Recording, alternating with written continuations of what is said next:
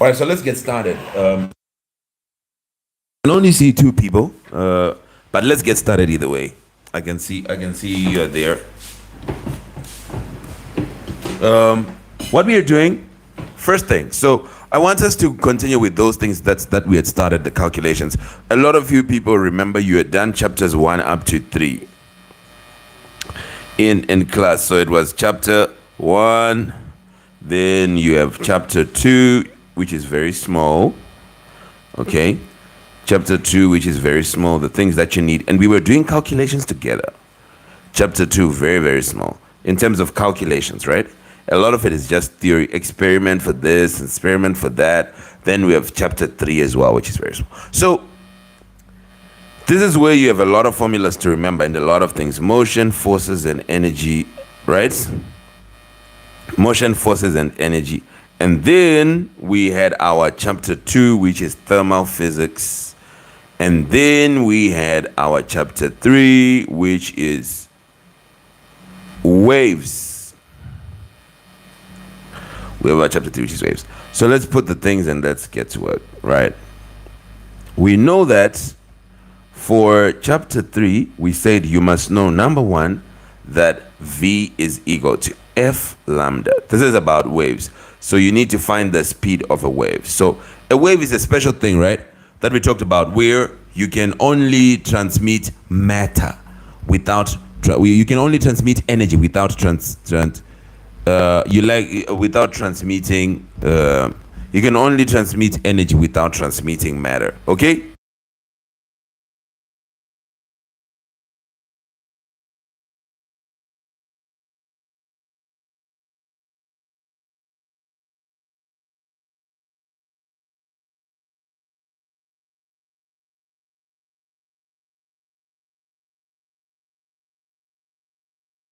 So here's the thing.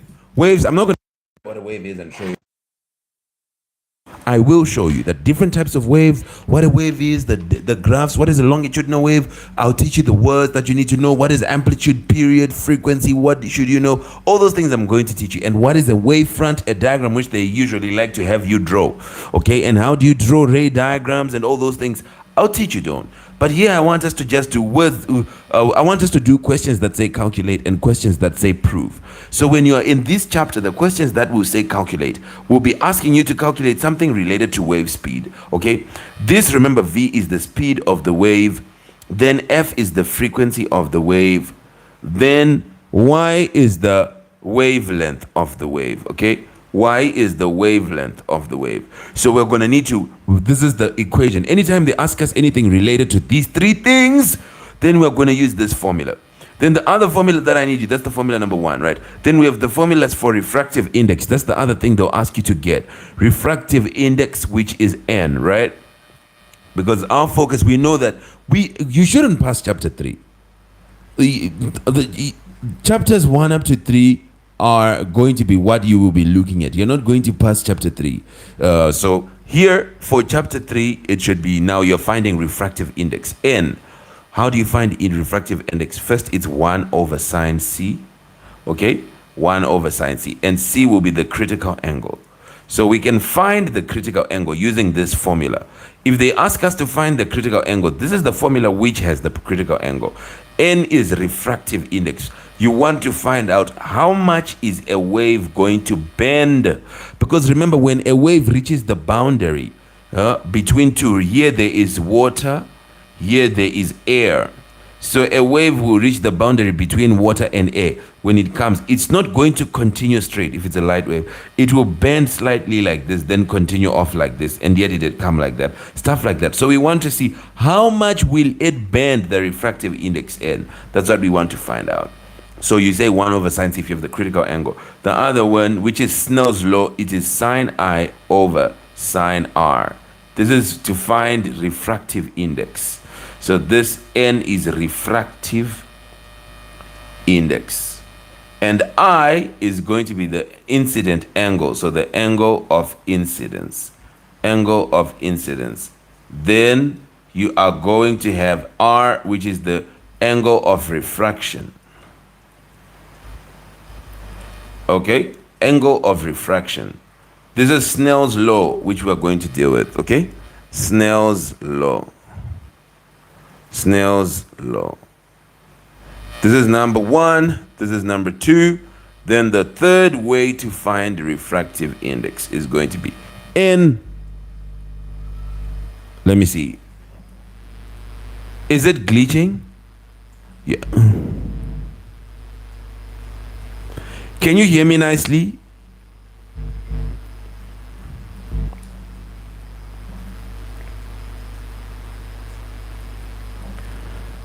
Millicent, can you hear me nicely? Ilang, are you in the lesson?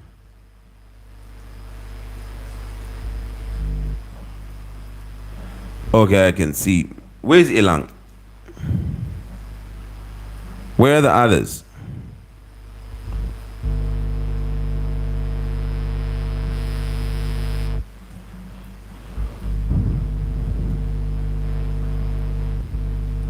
Okay, let's just cap it off. So N is going to be now equal to find the last one, which is going to be, it's going to be, you say, the speed of light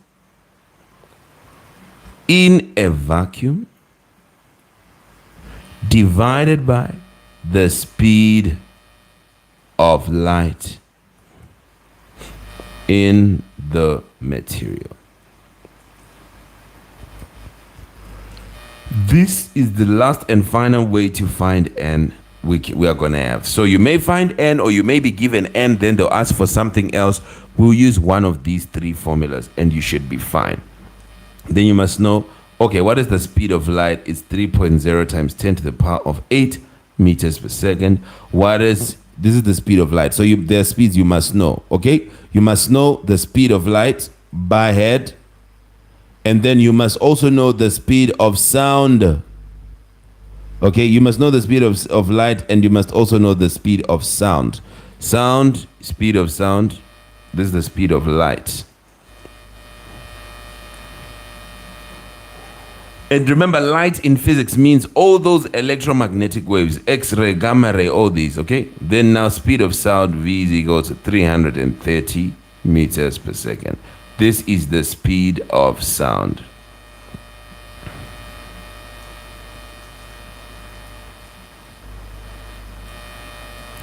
And you'll be ending here. So this is everything.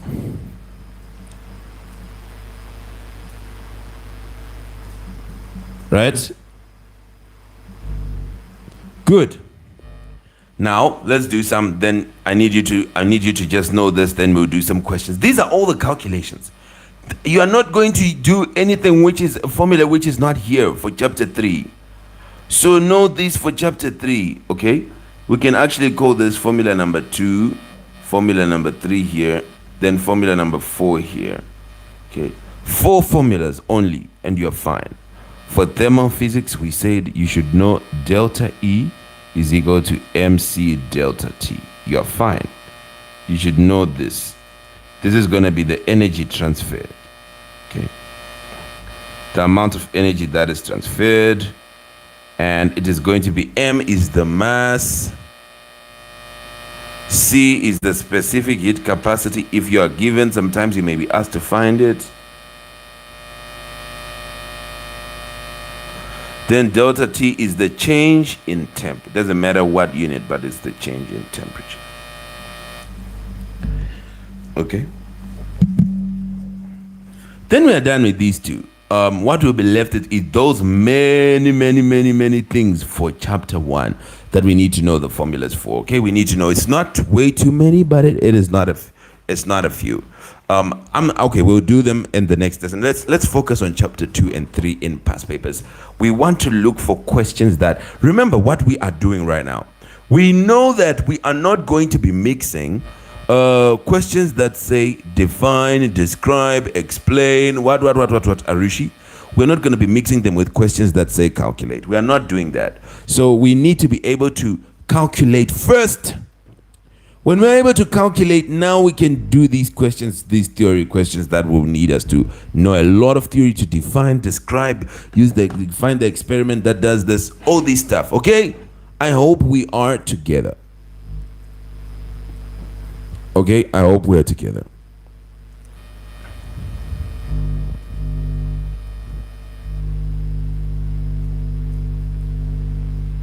Now, let's get started. Let's go to some past papers. Have you written all this? Good. So for topic 1, we are so that means right now we are not doing questions to do with motion, questions to do with calculating the resultant force, questions to do with finding momentum, questions to do with finding pressure, questions to do with finding the moment of a force, questions to do with Hooke's law, okay, extension and all these things. You get a spring. We are not yet doing that, okay? With those all, we are going to get to do them tomorrow. Wait.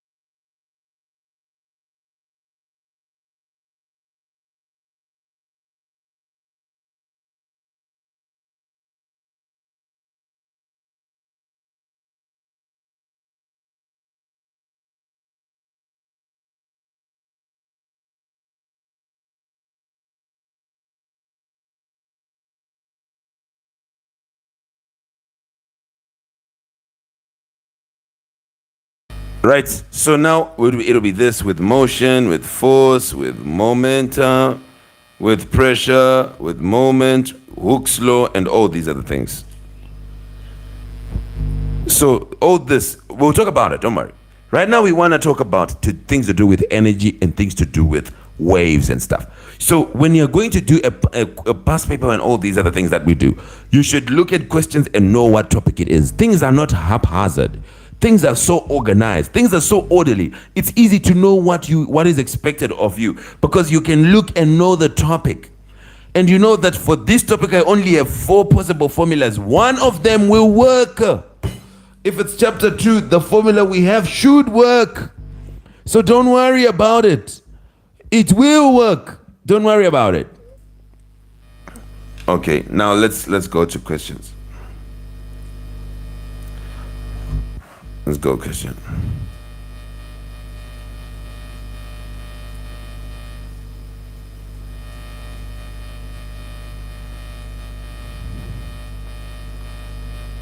The best way to prove anything is through questions and see if questions can be solved.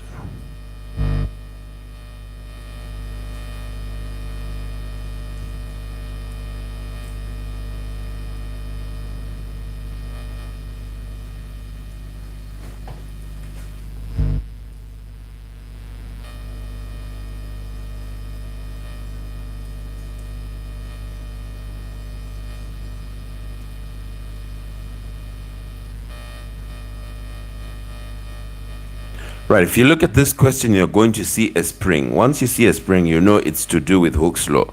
We are not doing it right now, so we ignore all this, the graphs and all that they want to talk about. Calculation of weight, of acceleration, all this is chapter 1. Oh, we see this car dragging something. Okay, all this stuff they're going to ask us. Distance traveled, deceleration, all these things, chapter 1. Calculate moments, all this is chapter 1. Now we come here. Specific heat capacity. Oh, this is now chapter 2. Chapter 2 is about heat. Okay, it's called thermal physics. It's about heat. So it's called thermal physics.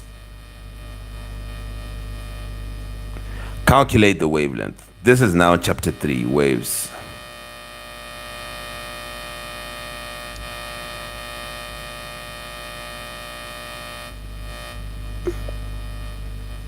Calculate the wavelength of the sound.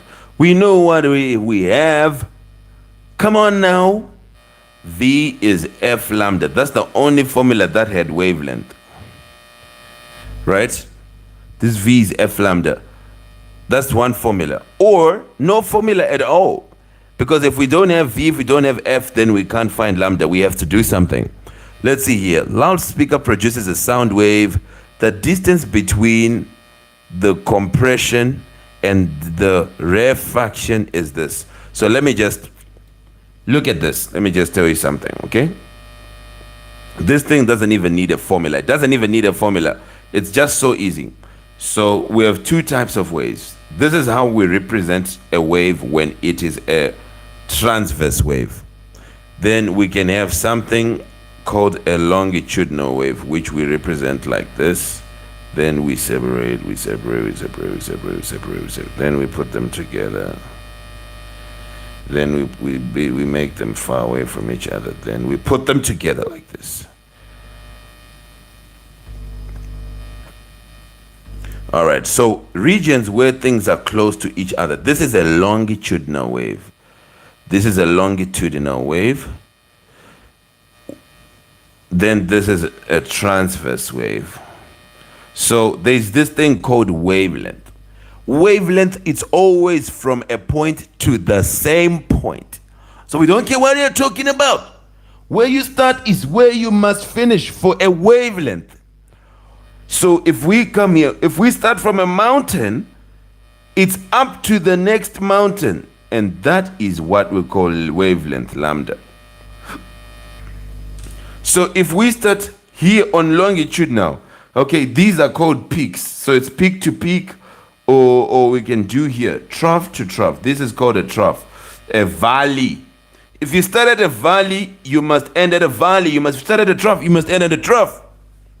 Then here on longitudinal waves, this is going to be called a point of compression. Then it's a point of compression. Then here you should know it's called a rarefaction. It's a faction or section where things are spread out. So it's a compression point and a rarefaction. So we can't start from the center of compression and end at center of rarefaction and call it a wavelength. No! If you start at center of compression, you must end at center of compression. There, that will be a complete wavelength.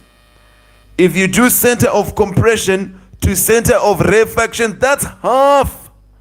So to get a complete wavelength, it must be center of compression to center of compression.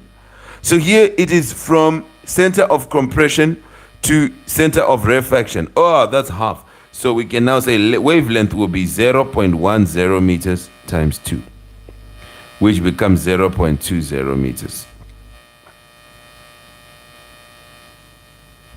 0.20, that is going to be the wavelength. Should be rarefaction to rarefaction. Oh, yes.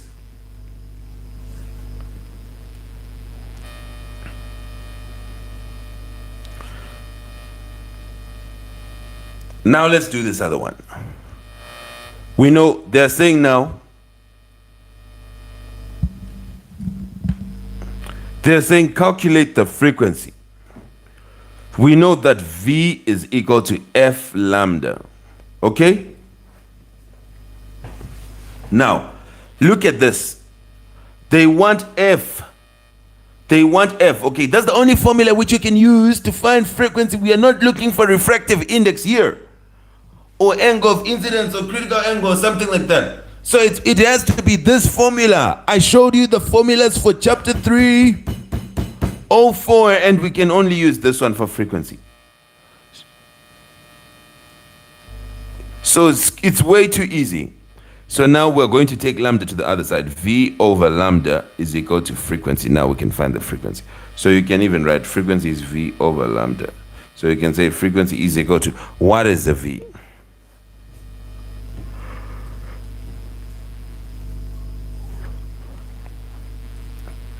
Here, it's a speed of sound wave in air, 330 meters per second, divided by lambda. Lambda, we just found it here.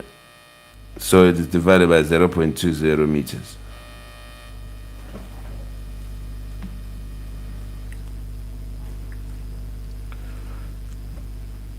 Let me calculate.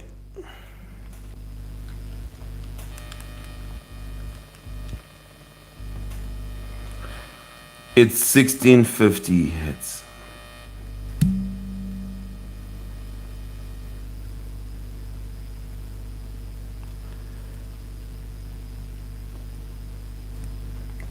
So there we have it. What is the frequency? 1.65 kilohertz, if you want to do it like that. Kilohertz. There we go. Chapter 3 is done.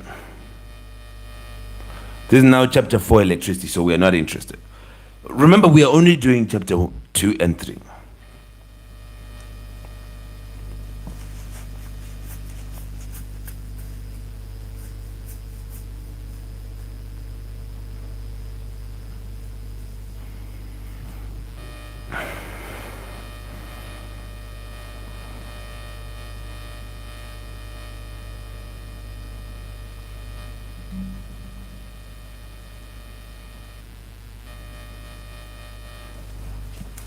Don't worry about acceleration and momentum and impulse and force and stuff. This is chapter 1.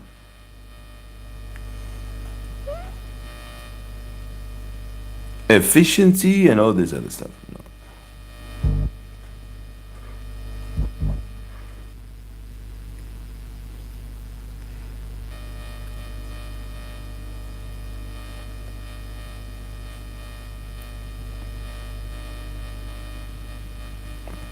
Okay, so here we don't have chapter 2, which is thermal energy calculations, but we can see we have a calculation for frequency, which is obviously in V is equal to F lambda.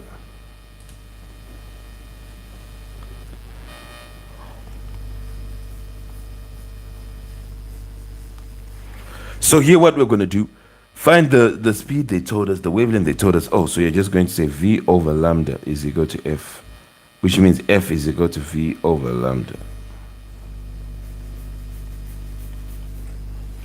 So now, you'd say now, F is equal to what is V?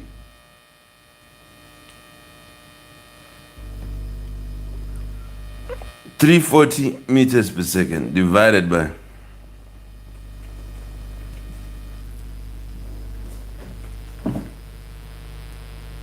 0.75 meters. Let's do it.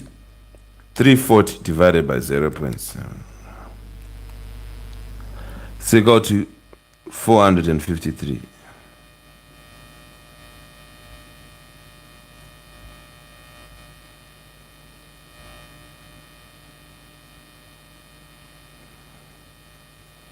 So here, 453.3 of whatever, and then you say it.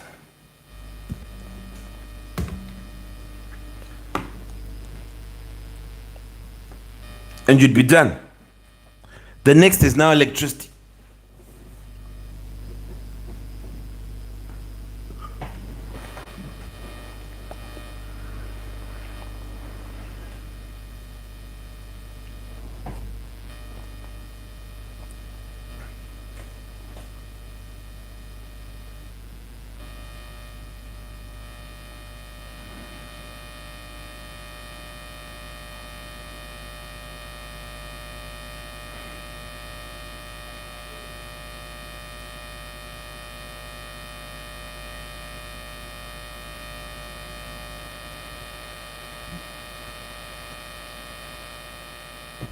Let's go now here. Initial velocity, all these things. Thank you so much for your chapter 1 stuff. We are coming. Calculate the energy incident, what. Once it starts to talk about specific heat capacity, what, that's chapter 2. So we know what we do from chapter 2. Delta E is equal to MC delta T.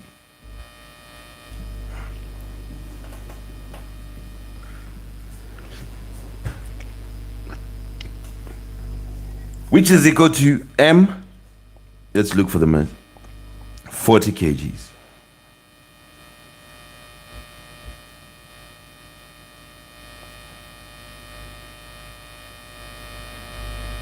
So for times C, did they give us? 4,200 joules per kilogram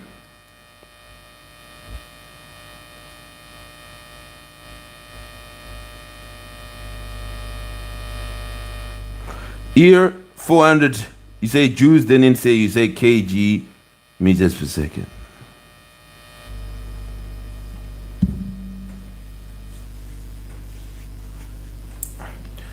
Then you multiply by change in temperature, 10 to 53.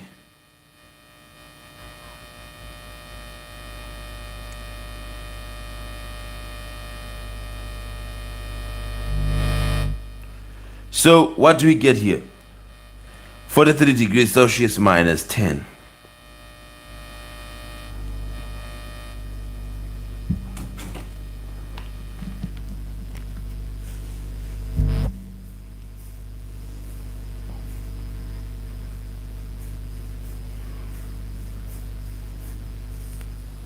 So what is it going to be? 40 times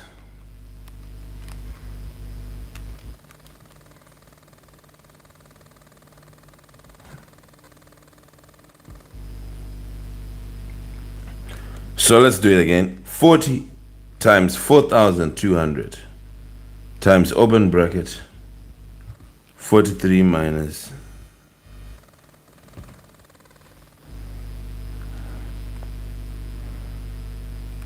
minus 10.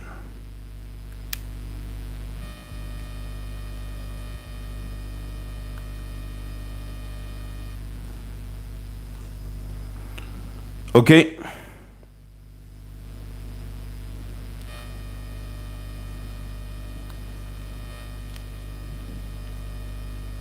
So it's going to be, let's see what the answer is going to be now.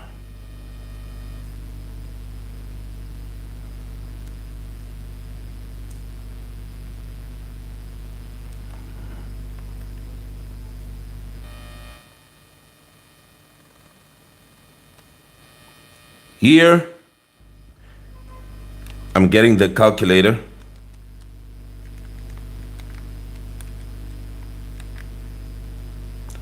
You get 5,544,000, okay, which is going to be 5.544. 1, 2, 3, 4.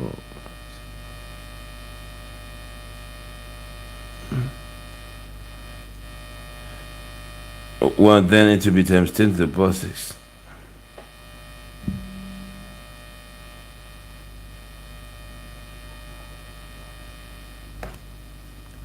So here,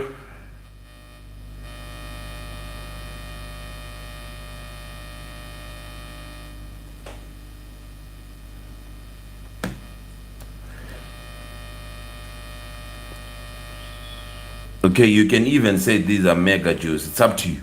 If you know what mega is.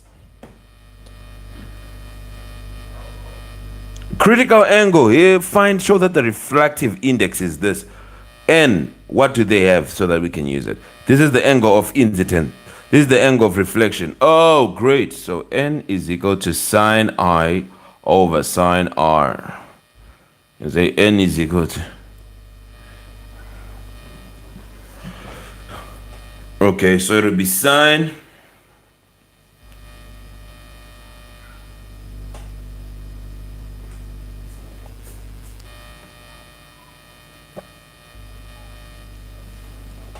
.45 degrees over sine R, which is 30 degrees.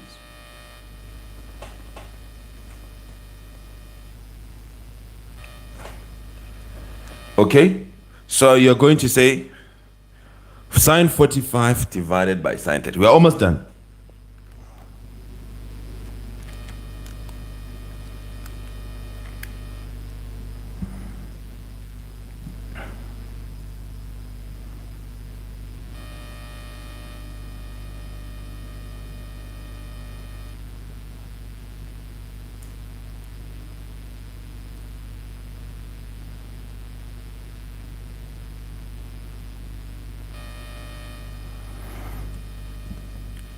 Let me take it.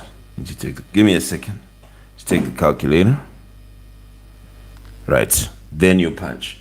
Make sure when you take your calculator and you punch, I'm going to reset my calculator.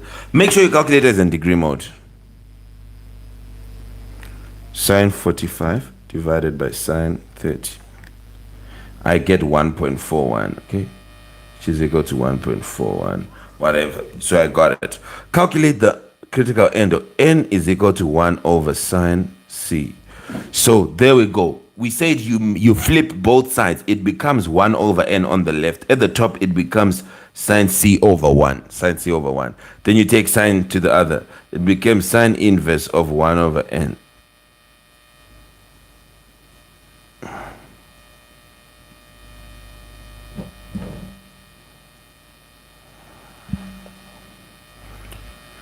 So this is going to give us c.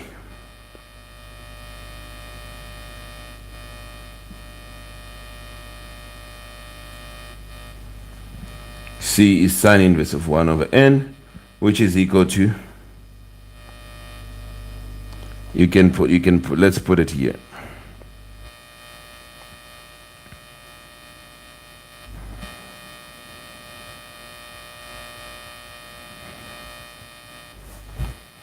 So it becomes sine inverse of 1 over. What is n? Refractive index, which is 1.414. 1.414. This gives us c. Second function, sine of 1 divided by, you'd get 45 degrees. There we go. So you get your c. 1 over 1.414.